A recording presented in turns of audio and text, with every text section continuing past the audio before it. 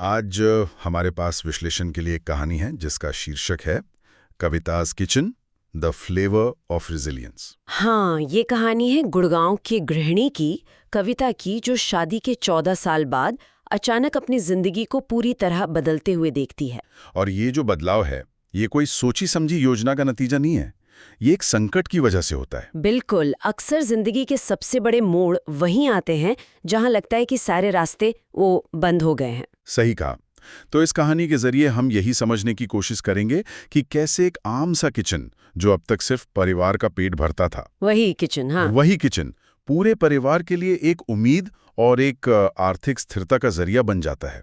और इस सफर में रिश्तों की कौन सी नई परतें खुलती हैं। और ये बहुत ही प्रासंगिक विषय है।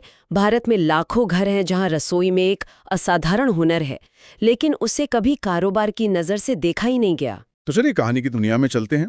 हमारी मुख्य पात्र हैं कविता, गुड़गांव के सेक्टर 4 में रहती हैं। एक समर्पित पत्नी, 2 बच्चों की माँ, जानवी और ऋषभ। हाँ, उनकी दुनिया अपने पति निशांत और बच्चों के इर्द गिर्द ही घूमती है। उन्हें खाना पकाने का जुनून है और निशांत हमेशा उनके हाथ के बने खाने की तारीफ करते नहीं थकते। और यहाँ एक दिलचस्प बात है जो कहानी की शुरुआत में ही बता दी गई है। शादी के समय कविता की माँ ने उनसे कहा था, हाँ, वो सलाह कि बेटा घर संभालना, लेकिन अपने अंदर जो कुछ है उसे दबाना मत। और ये सलाह 14 साल तक उनके जहन में कहीं दबी रहती है। और शायद दबी ही रह जाती अगर उनकी जिंदगी में वो तूफान ना आया होता। कहानी में मोड़ तब आता है जब एक शाम निशांत घर लौटते हैं, जो एक मल्टीनेशनल कंपनी में काम करते हैं। हाँ, और उनका चेहरा उतरा हुआ है। वो बताते हैं कविता को कि कॉस्ट कटिंग की वजह से उनकी नौकरी चली गई है। इस घर की ईएमआई, रोज के खर्चे, भविष्य एकदम अनिश्चित। उस रात कविता सो नहीं पाती।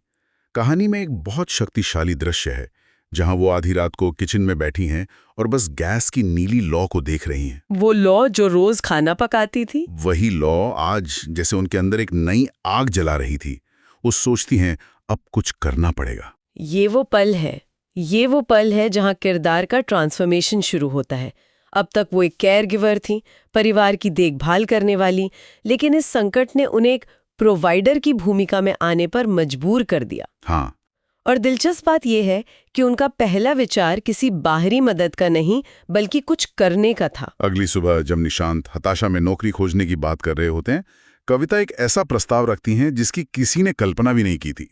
क्या कहती हैं वो? वो कहती हैं, मैं भी कुछ कर सकती हूँ, मुझे खाना बनाना आता है, मैं घर का बना सामान बेच सकती हूँ। अच्छा, और निशांत की पहली प्रतिक्रिया क्या होती है? और वो प्रतिक्रिया बहुत कुछ कहती है। वो कहते हैं, लोग क्या कहेंगे कविता? ये एक सवाल नहीं है, ये समाज का वो अदृश्य पिंजरा है जिसमें अक्सर सपनों को कैद कर दिया जाता है। बिल्कुल। ये डर कि समाज उन्हें एक असफल पति के रूप में देखेगा जो अपनी पत्नी से काम करवा रहा है। लेकिन कविता का जवाब इस पिंजरे को तोड़ देता है। वो कहती हैं, लोगों से ज्यादा जरूरी हमारे बच्चे हैं निशांत। लोग स्कूल की फीस नहीं भरेंगे। वाह, मतलब ये एक गृहिणी का जवाब नहीं है, ये एक माँ का, एक योद्धा का जवाब है। हाँ, ये संवाद कविता के किरदार में आए सबसे पहले और सबसे बड़े बदलाव का संकेत है ना? बिल्कुल। उन्होंने इमोशनल तर्क को एक अकाट्य प्रैक्टिकल तर्क से काट दिया। प्रॉब्लम को सामाजिक प्रतिष्ठा से हटाकर सीधे सीधे परिवार की जरूरत पर ले आई। और यहीं पर निशांत के किरदार की भी परीक्षा होती है। हाँ, और उनका समर्थन भी बहुत यथार्थवादी है। वो पूरे जोश में हाँ जरूर करो नहीं कहते। वो थोड़ा झिझकते हैं, लेकिन फिर कहते हैं, ठीक है, जो सही लगे करो, मैं रोकूंगा नहीं। और ये छोटी सी इजाजत, हाँ, ये निष्क्रिय समर्थन भी उस वक्त कविता के लिए बहुत बड़ी ताकत बन जाता है। इसे कह सकते हैं इम्परफेक्ट बट प्रेजेंट सपोर्ट। मतलब समर्थन शायद आदर्श ना हो, पर आपका वहां होना जरूरी है। कई बार बड़े बड़े वादों से ज्यादा ये आश्वासन काम आता है कि मैं तुम्हारे रास्ते में नहीं आऊंगा। और कविता उस आसमान में पहला पंख फड़फड़ाती हैं। कांपते हाथों से वो अपनी सोसाइटी के व्हाट्सएप ग्रुप पर एक मैसेज पोस्ट करती हैं, कविताज़ किचन, घर का बना ताज़ा खाना और स्नैक्स। और फिर शुरू होता है इंतजार। वो 10 मिनट शायद उनकी जिंदगी के सबसे लंबे और मुश्किल 10 मिनट होंगे। बिल्कुल। ये किसी भी नए उद्यमी के लिए सबसे मुश्किल पल होता है।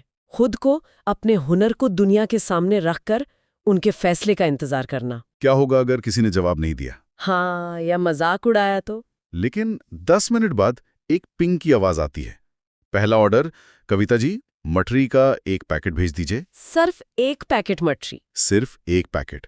लेकिन उस एक मैसेज ने जैसे कविता को जिंदगी दे दी।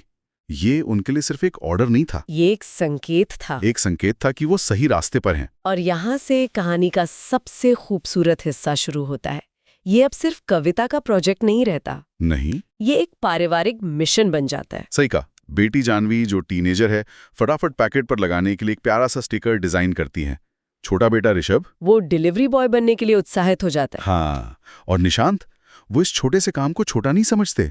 वो खुद डिलीवरी करने और हिसाब किताब रखने की जिम्मेदारी ले लेते हैं। वो कविता से कहते हैं, तुम सिर्फ स्वाद पर ध्यान दो। वाकई मैं देख लूंगा। ये एक बहुत महत्वपूर्ण मोड़ है। निशांत ने यहाँ पति की भूमिका से हटकर एक बिजनेस पार्टनर की भूमिका अपना ली है। बिल्कुल। उन्होंने काम का बंटवारा किया। कविता कोर प्रोडक्ट यानी स्वाद पर ध्यान दे रही हैं और निशांत ऑपरेशंस और फाइनेंस देख रहे हैं। अनजाने में ही उन्होंने एक सफल स्टार्टअप का पहला मॉडल तैयार कर लिया था। लेकिन जैसा हर स्टार्टअप की कहानी में होता है, सफर सीधा नहीं होता। 3 दिन बाद ही पहली चुनौती सामने आती है। अच्छा, क्या हुआ? एक ग्राहक की शिकायत आती है। टेस्ट अच्छा है लेकिन पैकेट थोड़ा फटा हुआ था और पैकिंग भी हल्की है। ओह। ये सुन के कविता का दिल टूट जाता है। किसी भी नए काम में पहली आलोचना शायद सबसे ज्यादा चुभती है। बिल्कुल। और यहीं पर एक पार्टनर की असली भूमिका सामने आती है। निशांत का रवैया यहाँ कहानी को एक नया मोड़ देता है। हाँ। वो कविता को दिलासा देते हैं, लेकिन साथ ही एक बहुत जरूरी बात भी कहते हैं। देखो, ये शिकायत नहीं, ये सीख है। हम पैकिंग सुधारेंगे। ये नजरिया कितना जरूरी है। उन्होंने समस्या को एक व्यक्तिगत नाकामी नहीं, बल्कि एक प्रक्रिया में सुधार के मौके के तौर पर देखा। हाँ, यही तो एक एंटरप्रेन्योर की सोच है। शुरुआती कारोबार में हर शिकायत सोना होती है। ये ग्राहक की नाराजगी नहीं, बल्कि मुफ्त में मिली कंसल्टेंसी है जो बताती है कि बाजार आपसे क्या चाहता है। तो एक तरफ तो कारोबार धीरे धीरे जम रहा था, लेकिन दूसरी तरफ घर के अंदर से ही एक बड़ी सामाजिक चुनौती आने वाली थी। निशांत की माँ शारदा देवी। हाँ, वो घर आती हैं। शारदा देवी उस पारंपरिक पीढ़ी का प्रतीक है जिनके लिए घर की इज्जत बहुत मायने रखती है, और उनके लिए बहू का इस तरह खाना बनाकर बेचना, वो उस इज्जत पर एक धब्बे जैसा है। वो सीधे सीधे कविता से कहती हैं कि ये सब बंद करो। उनका डर बहुत वास्तविक है। वो कहती हैं, लोग बोलेंगे निशांत कमाता नहीं क्या, या रिश्तेदार कहेंगे हमारी बहू सड़क पर बिक्री करती है। बिल्कुल। उनकी चिंता अपनी बहू की मेहनत या सफलता से नहीं है। उनकी चिंता इस बात से है कि समाज उनके परिवार को कैसे देखेगा। वो अपनी बहू को एक व्यक्ति के रूप में नहीं, बल्कि घर की इज्जत के प्रतीक के रूप में देख रही हैं। ये एक बहुत बड़ा भावनात्मक दबाव था। लेकिन कविता के लिए सबसे बड़ा झटका तब लगता है जब काम और परिवार के बीच का संतुलन बिगड़ता है। ओह। एक बड़े ऑर्डर के चक्कर में वो अपनी बेटी जानवी की पीटीएम में जाना भूल जाती हैं। उफ। शाम को जानवी रोते हुए अपनी माँ से कहती है, आप हमेशा काम करती रहती हो, मुझे पैसे नहीं चाहिए, मुझे आप चाहिए। ये दिल तोड़ने वाला पल है। कविता जो कुछ अपने बच्चों के लिए कर रही थी, उसी वजह से वो अपने बच्चों से दूर हो रही थी। हाँ। ये वो कीमत है जिसके बारे में कोई भी उद्यमी पहले से नहीं सोचता। सफलता की राह में अक्सर सबसे करीबी रिश्ते ही दांव पर लग जाते हैं। ये कहानी को एक बहुत ही मानवीय और यथार्थवादी गहराई देता है। इस घटना के बाद निशांत और कविता बैठकर बात करते हैं। वो एक जरूरी फैसला लेते हैं, काम रहेगा पर बच्चों की कीमत पर नहीं। मतलब वो काम के घंटे तय करते हैं। हाँ, काम के घंटे तय करते हैं और परिवार के लिए समय निकालते हैं। ये उनके रिश्ते की परिपक्वता को दिखाता है। वो समस्या देखकर रुक नहीं जाते, बल्कि मिलकर उसका समाधान निकालते हैं। और ये भी एक सबक है, कारोबार को बढ़ाने के लिए प्रक्रियाओं का, मतलब प्रोसेसेस का होना बहुत जरूरी है, जिसमें टाइम मैनेजमेंट सबसे ऊपर आता है। लेकिन कहानी का सबसे बड़ा और शायद सबसे खूबसूरत मोड़ तब आता है जब शारदा देवी का नजरिया बदलता है। और ये बदलाव किसी उपदेश से नहीं आता। नहीं, 2 घटनाओं से आता है। पहली, जब वो शाम को पार्क में अपनी सहेलियों के साथ बैठी होती हैं और वहां दूसरी औरतें कवितास किचन के स्नैक्स की तारीफ कर रही होती हैं। सामाजिक मान्यता, सोशल वैलिडेशन। बाहरी दुनिया से मिली ये मान्यता उनके नजरिए को बदलने की पहली कड़ी बनती है। उन्हें पहली बार एहसास होता है कि जिसे वो घर की बेइज्जती समझ रही थी, वो तो घर का सम्मान बन रहा है। बिल्कुल। कई बार हम किसी चीज की कीमत तब तक नहीं समझते जब तक दुनिया उसे मान्यता ना दे दे। और दूसरी घटना उसी शाम घर पर होती है। जब वो घर लौटती हैं तो देखती हैं कि पूरा परिवार एक टीम की तरह काम कर रहा है। क्या देखती हैं वो? निशांत लैपटॉप पर बैंक के कुछ फॉर्म भर रहे हैं, जानवी नए स्टिकर्स डिजाइन कर रही है और छोटा ऋषभ पैकेट्स की गिनती कर रहा है। सब अपने अपने काम में मग्न हैं। और वो उस पल में एक मजबूर बहू को रसोई में अकेले मेहनत करते हुए नहीं देखती। वो एक खुश, एकजुट परिवार को देखती हैं जो मिलकर एक लक्ष्य के लिए काम कर रहा है। बिल्कुल। तब उन्हें एहसास होता है ये जिद नहीं थी, ये घर बचाने की लड़ाई थी।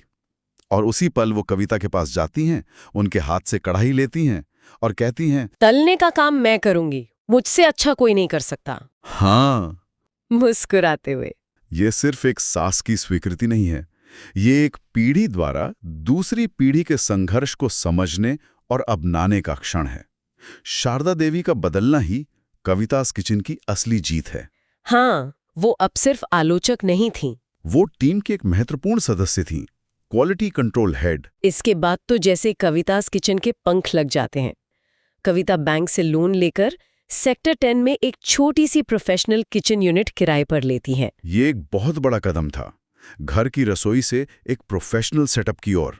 और वो अकेले नहीं बढ़ती, वो पड़ोस की 3 और जरूरतमंद महिलाओं शबनम, मंजू और ऋतु को काम पर रखती हैं। ये एक उद्यमी की यात्रा का अगला चरण है। एक व्यक्ति के हुनर से शुरू हुआ काम अब एक संगठन बन रहा है जो दूसरों के लिए भी अवसर पैदा कर रहा है। और परिवार में भी सबकी भूमिकाएं और साफ हो जाती हैं। शारदा देवी क्वालिटी कंट्रोल, निशांत पूरा बिजनेस और फाइनेंस, जानवी इंस्टाग्राम पेज और ऋषभ डिलीवरी का हिसाब किताब रखता है। और 3 साल के अंदर कविता's किचन गुड़गांव का एक जाना माना नाम बन जाता है।